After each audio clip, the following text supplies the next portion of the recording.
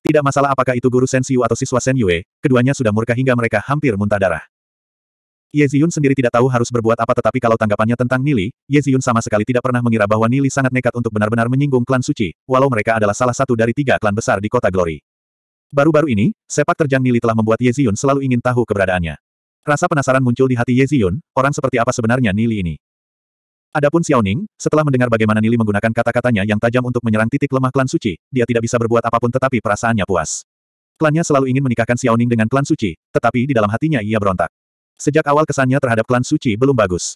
Mendengar bagaimana Nili menaklukkan guru Shen Sui dan Shen Yue dengan kata-katanya hingga mereka terdiam saat saling hujat, Xiao Ning tidak bisa menahan tawa. Pada saat yang sama hatinya sangat dipenuhi oleh kekaguman pada Nili. Seberapa dalamkah pengetahuan yang dibutuhkan seseorang untuk mengetahui sumber dari pola tulisan Scarlet Sunburst hanya dengan pandangan sekilas? Jadi, sementara orang-orang ini sibuk membuang-buang waktu, Nili telah membaca banyak buku selama ini.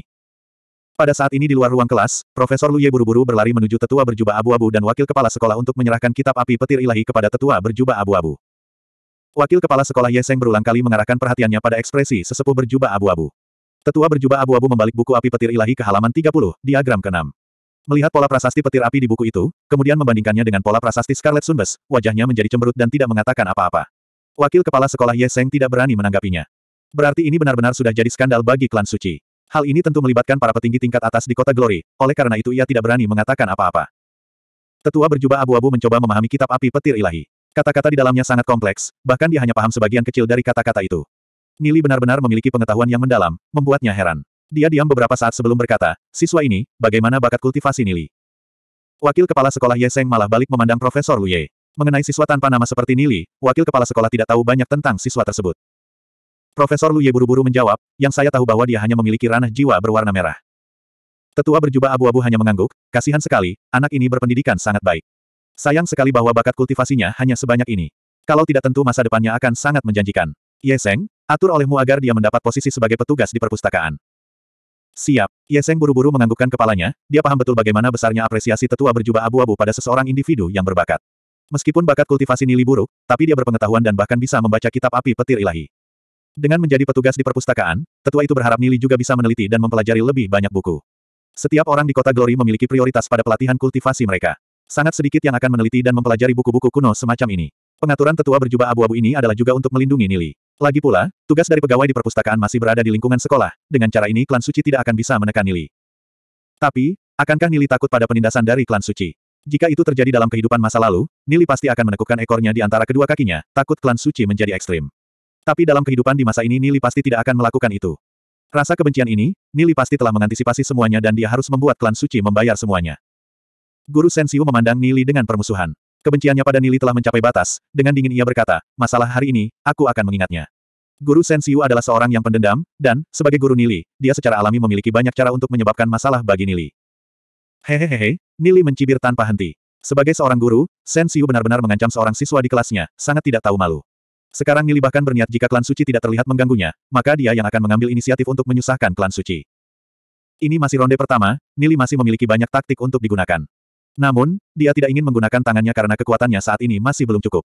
Dia tidak bisa menyinggung klan suci terlalu banyak, apalagi mereka masih salah satu klan besar di kota Glory. Nili jelas mengerti bahwa dia sangat membutuhkan sesuatu untuk meningkatkan kekuatannya. Setelah pertikaian ini, Guru Shen Xiu tidak berminat lagi untuk mengajar, dan dengan cepat mengakhiri pelajaran. Hal-hal yang terjadi dalam ruang kelas tadi menyebar dengan cepat di antara siswa, berpindah dari satu ke yang lain. Klan suci yang biasanya diagungkan, sudah ternoda. Tidak peduli berapa banyak mereka berusaha untuk menutupinya, tindakan semacam ini sudah melanggar kode etik spiritualis iblis dan dengan demikian akan dihina oleh semua spiritualis iblis. Klan suci hanya dapat melihat Nili sebagai duri bagi pihak mereka, tetapi tidak dapat melakukan apapun pada Nili. Sebaliknya, jika sesuatu terjadi pada Nili, semua orang akan mencurigai bahwa itu perbuatan klan suci. Bahkan klan suci sendiri tidak berani melakukan tindakan secara terang-terangan, karena mereka tidak bisa lagi menyembunyikan kebenaran di masa lalu. Setelah kejadian ini, prestisius klan suci sangat terpengaruh. Tersebar kabar bahwa tuan rumah klan suci mencoba mengunjungi ayah Ye Ziyun, sang penguasa kota Glory, tetapi ditolak. Bagi Nili, ini adalah sesuatu yang memuaskannya. Meskipun dia belum tahu bagaimana cara mendekati Ye Ziyun, tapi jika dia bisa menghancurkan pernikahan antara Shen Yue dan Ye Ziyun, maka itu adalah sesuatu yang membahagiakan. Setelah kejadian hari itu, citra Shen Yue di mata Ye Ziyun berkurang sedikit. Kantor Wakil Kepala Sekolah. Suara lengkingan guru Shen Xiu terdengar. Wakil Kepala Sekolah Ye Seng, siswa Nili ini tidak menghormati orang yang lebih tua. Dia secara terbuka bertentangan dengan gurunya di kelas. Sederhananya, nakal itu ada batas tertentu. Aku meminta persetujuan wakil kepala sekolah untuk mengeluarkannya dari sekolah, kata Shen Xiu dengan emosional. Bahkan, Meski wakil kepala sekolah Ye Seng mengabaikan perintah dari tetua jubah abu-abu, dia tetap berharap dengan pengetahuan mendalam yang Nili miliki. Jikapun Nili tidak bisa menjadi spiritualis iblis yang kuat di masa depan, dia masih bisa menjadi individu penting dari beberapa spiritualis iblis yang kuat. Bagaimana mungkin Ye Seng mengeluarkan siswa seperti itu? Apalagi Nili mendapat apresiasi dari tetua jubah abu-abu itu. Tetapi bagaimanapun juga, Guru Sensiu adalah anggota klan suci, Ye Seng masih harus menghargainya. Tersenyum lalu dia menjawab, aku akan mempertimbangkan masalah ini. Membiarkan siswa dikeluarkan dari sekolah akan tetap berdampak besar. Wakil kepala sekolah Ye Seng, tidak ada yang perlu dipertimbangkan. Aku meminta pengusiran langsung Nili, kalau tidak aku tidak akan mengajar kelas. Kata Sensiu dengan marah. Mata Ye Seng berkedip, wanita Sensiu ini rupanya tidak tahu kapan harus berhenti. Dengan tetap memasang wajah tersenyum, Ye Seng berkata, kalau begitu, bagaimana kalau aku memindahkanmu ke kelas lain? Guru Sensiu sedikit ragu-ragu, dia berharap bahwa Ye Seng masih memandang hormat pada klan suci, tetapi dalam kata-katanya, Sensiu menyimpulkan, bahwa Ye Seng dengan tegas memutuskan untuk melindungi Nili.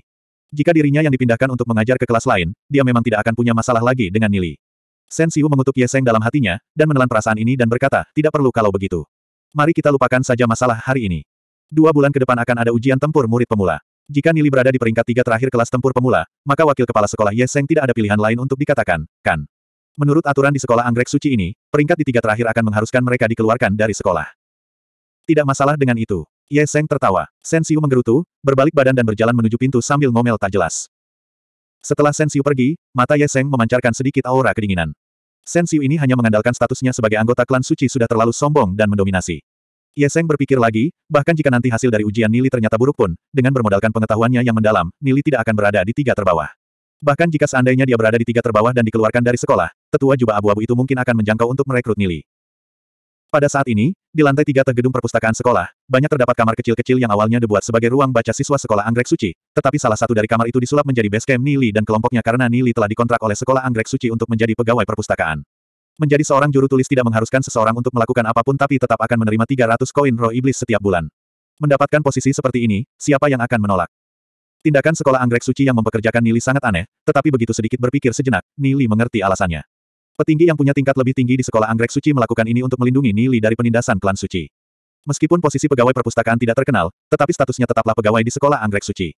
Bahkan klan suci sekalipun, masih akan mikir-mikir untuk mengusiknya. Dalam hal ini, Nili berterima kasih kepada sekolah anggrek suci. Wakil kepala sekolah Ye Seng sendiri pun tidak sadar, kalau kata-kata tetua jubah abu-abu yang meminta agar Nili dipekerjakan sebagai pegawai perpustakaan sekolah anggrek suci akan langsung bermanfaat dalam waktu dekat. Nili, menyinggung klan suci seperti ini, bukankah itu buruk? Duze berbicara setelah terdiam beberapa saat. Dia sekarang terlihat lebih waspada. Siapa yang peduli apakah itu baik atau tidak, itu baik-baik saja asalkan terasa hebat. Lu Piao mengerutkan bibirnya. Membayangkan wajah guru Sensiu yang menjadi terdistorsi karena marah, dia merasa senang tentang hal itu. Bagaimanapun juga Lu Piao benci dengan wanita ini. Nili melihat ke arah Duze dan mengangguk, aku tahu. Dalam beberapa hari ke depan kita tidak akan masuk kelas, Sensiu mungkin cemas. Karena Nili sudah berkata begini, Duze juga tidak mengatakan apa-apa lagi. Pada saat ini selain Nili, Duze, dan Lu Piao, masih ada 3 siswa lain yang lebih umum. Mereka adalah orang-orang yang ikut berdiri di belakang kelas bersama Nili. Bakat bawaan mereka juga tidak bagus-bagus amat, hanya memiliki ranah jiwa merah. Adapun 3 orang biasa ini, nama mereka adalah Wei Nan, Zhu Xiangjun dan Zhang Ming. Nili masih mempercayai mereka, karena dalam kehidupan sebelumnya mereka semua adalah bawahan langsung Duze. Hubungan mereka dengan Nili tidak bisa dianggap baik saat di masa lalu itu tetapi mereka semua loyal kepada Duze. Dalam pertempuran dengan binatang iblis sebelum kota Glory dihancurkan, mereka mempertahankan kota sampai nafas terakhir mereka dan mati dalam pertempuran bersama Duze, semuanya bersaudara darah.